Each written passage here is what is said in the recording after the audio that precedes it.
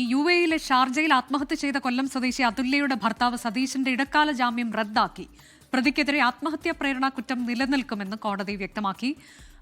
അരുൺരാജ് വിശദാംശങ്ങളുമായി. അരുൺരാജ്, നമ്മളാണ് ഈ വാർത്ത ഇപ്പോൾ പുറത്തു വിടുന്നത്. എന്തുകൊണ്ടാണ് ഇടക്കാല ജാമ്യം റദ്ദാക്കുന്നത്? ഒപ്പം തന്നെ കൊലപാതക കുറ്റം നിലനിൽക്കില്ല എന്ന് പറയുകയാണല്ലേ കോടതി? തീർച്ചയായും അനുജ, ഷാർജയിൽ മരിച്ച അതുല്യയുടെ കൊലപാതകമാണെന്നായിരുന്നു അതുല്യയുടെ കുടുംബം തുടക്കം തൊട്ട് ആരോപിച്ചുകൊണ്ടിരുന്നത്. പക്ഷേ ഇക്കാര്യത്തിൽ കോടതി വിശദമായ വാദമാണ് കൊല്ലം അഡീഷണൽ സെഷൻസ് കോടതി ഇതുമായി ബന്ധപ്പെട്ട് കേട്ടത്. ഇതുമായി ബന്ധപ്പെട്ട വാദം പൂർത്തിയാകുമ്പോൾ കോടതിയുടെ നിരീക്ഷണം ഇങ്ങനെയാണ്: പ്രതിക്കെതിരെ ആത്മഹത്യാ പ്രേരണ കുറ്റം നിലനിൽക്കും എന്ന് കോടതി കണ്ടെത്തിയിരിക്കുന്നു.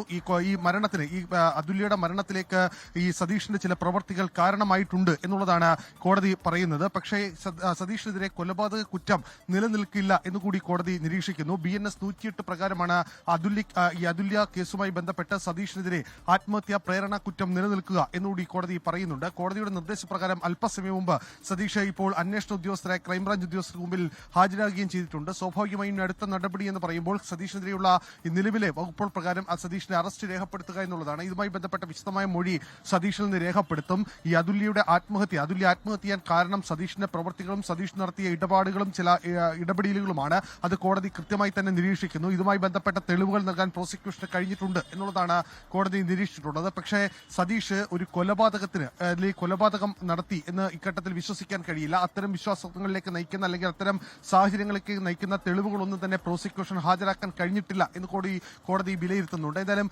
സതീഷിനെതിരെ BNS 108 പ്രകാരം ആത്മഹത്യാ പ്രേരണ കുറ്റം നിലനിൽക്കും എന്നുള്ളതാണ് കോടതിയുടെ സുപ്രധാനമായ കണ്ടെത്തൽ. ഇതുമായി ബന്ധപ്പെട്ട് ഇപ്പോൾ സതീഷ് അന്വേഷണ ഉദ്യോഗസ്ഥർക്ക് മുമ്പാകെ ഹാജരാകുകയും ചെയ്തിട്ടുണ്ട്. ചിലപ്പോൾ ഇനി ഈ ഇടക്കാല ജാമ്യം റദ്ദാക്കിയെന്ന് പറയുമ്പോൾ അത് അടുത്ത നടപടി എങ്ങനെയാകും? ഇയാളെ എങ്ങോട്ടേക്ക് കൊണ്ടുപോകും അരുൺരാജ്?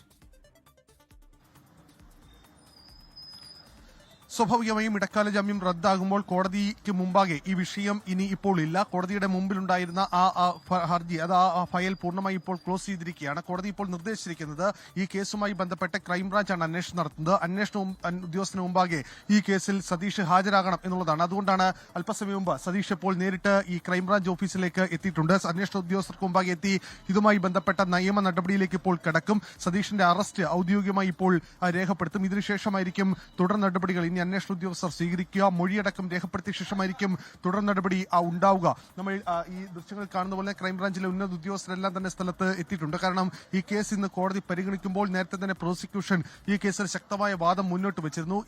ഇതിൽ അതുല്യയുടെ മരണത്തിന് കാരണക്കാരൻ സതീഷാണ് എന്നുള്ളതായിരുന്നു തുടക്കം മുതൽ പ്രോസിക്യൂഷൻ പറഞ്ഞത്. പക്ഷേ അത് സമർത്ഥിക്കുന്നതിൽ പ്രോസിക്യൂഷൻ പൂർണ്ണമായും വിജയിച്ചില്ല. കാരണം കൊലപാതകത്തിലേക്ക് നയിക്കുന്ന യാതൊരു തെളിവും ഇല്ല എന്ന് പ്രോസിക്യൂഷൻ നിരത്തിയ തെളിവുകൾക്ക് മുമ്പാകെ കോടതി നിരീക്ഷണമായി തന്നെ മുന്നോട്ട് വെക്കുന്നത്. പക്ഷേ ഇതൊരു ആത്മഹത്യയാണ്. ആത്മഹത്യക്ക് പ്രേരണയായി ഇത് സതീഷിന്റെ ഇടപാടുകൾ, അതുമായി ബന്ധപ്പെട്ട ചില സമീപനങ്ങൾ എല്ലാം തന്നെ കാരണമായിട്ടുണ്ട്.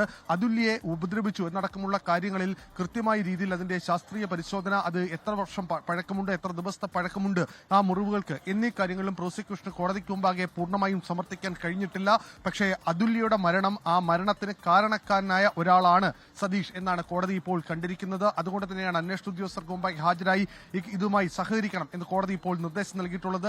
സതീഷ് കേസുമായി ബന്ധപ്പെട്ട് ഇപ്പോൾ അന്വേഷണ ഉദ്യോഗസ്ഥർക്ക് മുമ്പായി എത്തി ഇതുമായി ബന്ധപ്പെട്ട നടപടിയിലേക്ക് ഇപ്പോൾ കടന്നിരിക്കുകയാണ്. ഒരുപക്ഷെ അല്പസമയത്തിനകം തന്നെ സതീഷിന്റെ അറസ്റ്റ് കൂടി പോലീസ് ക്രൈംബ്രാഞ്ച് രേഖപ്പെടുത്തും.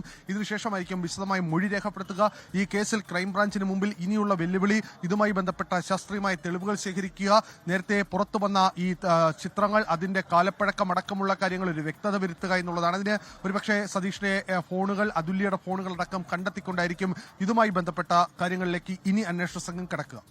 വളരെ പ്രധാനപ്പെട്ട വാർത്തയാണ്. ഷാർജയിൽ ആത്മഹത്യ ചെയ്ത കൊല്ലം സ്വദേശി അതുല്യയുടെ ഭർത്താവ് സതീഷിന്റെ ഇടക്കാല ജാമ്യം കോടതി റദ്ദാക്കിയിരിക്കുന്നു.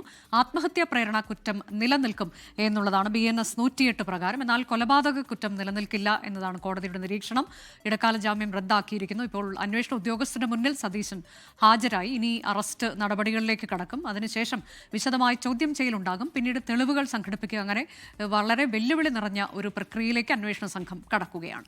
ലോകത്തെവിടെയായാലും ഏത് സമയത്തും 24 വാർത്തകളും ഓഗ്മെന്റഡ് റിയാലിറ്റി പാക്കേജുകളും എക്സ്പ്ലെയിനറുകളും വിശദമായി കാണാൻ ഞങ്ങളുടെ യൂട്യൂബ് ചാനൽ നിങ്ങൾക്ക് സബ്സ്ക്രൈബ് ചെയ്യാം.